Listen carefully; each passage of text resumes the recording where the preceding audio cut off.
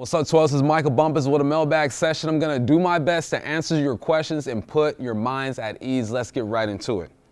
First question. Longtime fan Kathy Irish is wondering, can the defense put it together? We support you and want to see this through, keeping the faith in it to win it. Kathy, one, I'm sure the Hawks appreciate you keeping the faith and being supportive. And honestly, I think this defense can turn it around. It's all about getting healthy at this point. If you look at last week's game, Dunbar was not healthy. He's playing 15, 20 yards off. You break down the film, you see him not being able to put pressure on one of his knees. Also, Shaquille Griffin wasn't in there. And then you have the additions of Carlos Dunlap. You still haven't seen Snacks. Schematically, there are some things that they need to do, some things they need to tweak. But I feel like if the coaches and the players can get on the same page, they can turn this thing around. Now, what does turning it around look like? They're not going to be a top 10 defense. They're too far in the hole right now. Turning it around would be having those big moments that we're used to seeing the defense have. We didn't see that last week. So they have to get healthy. The players have to get on the same page with the coaches, and the coaches got to tweak some things. If all those things happen, I think they have a chance. Right, next question. At Tom Page asks, Seahawks have mixed and matched blitzing in different games. What is the right balance? It's hard to say what the right balance is, Tom. Every game is different. Week to week is different. Tendencies are different. The defense, when they see an offense line up, there's things going on in their heads where they're like, okay, we expect them to do this in this situation. We expect them to do that in that situation. So your players, your coaches, and the guy upstairs all have to be on the same page. Now, there's a fine line. You don't want to be a team that just sends the house every single play, and I don't think the Hawks will ever be that. So what's the right balance? Hard to say. Week by week, they're breaking down tendencies. We will see the right flow. We saw that it can happen against the 49ers, right? It was perfect balance. Everything felt right. Last week, it just didn't feel right. But that's the NFL. You're going to play against guys who have balls on their side of the field, too, and that can get it done. What's the perfect balance? Not sure, but we do know it is attainable. Okay, next question. Is DK the new Age Megatron? I would say he is. I don't see anyone else that can really compare to what Calvin Johnson was. You have bigger receivers than Julio Jones, just to name one of them. But DK is his own beast. He's his own monster. There are some things that Calvin Johnson did better than DK. There are some things that DK does better than Calvin Johnson. But when you look at their size, you look at their speed, it's natural to be like, all right, these guys are comparable.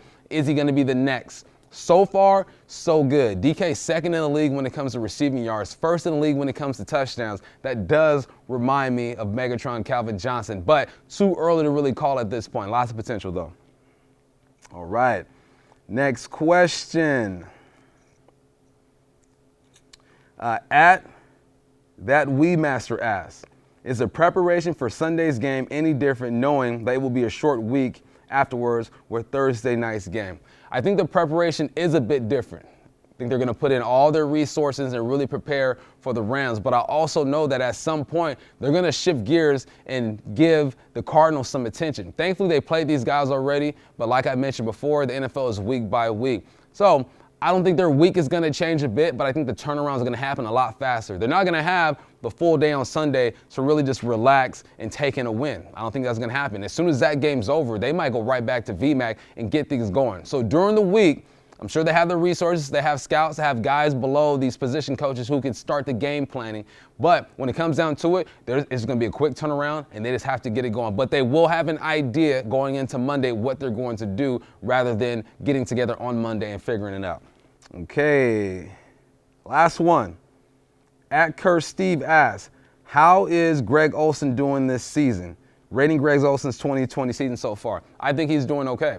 I think he's doing exactly what I thought he was going to do. If you assume that Greg Olsen was going to come over here and be the Pro Bowler that you saw in Carolina, I think your expectations were too high. Father Time never loses. He is in his 30s. He's played a lot of football. He's had a bunch of injuries. I think his role is going to really shine later in the season when they get into the playoffs, those clutch moments, and then teaching these young guys. You still have Jacob Hollister. You got Will Dissly. Parkinson's just got activated. So his job is not only to perform in these clutch moments, but to help these young guys out. So I think he's done okay. There's a couple games he had 5 targets, no receptions, but that's okay. Things like that are going to happen. But what have we seen? We saw last game, Jacob Hollister had the game of the year for him. You saw Will Dissly with the catch. So he might not show up on the stat sheet, but I feel like he's showing up in different areas with this football team.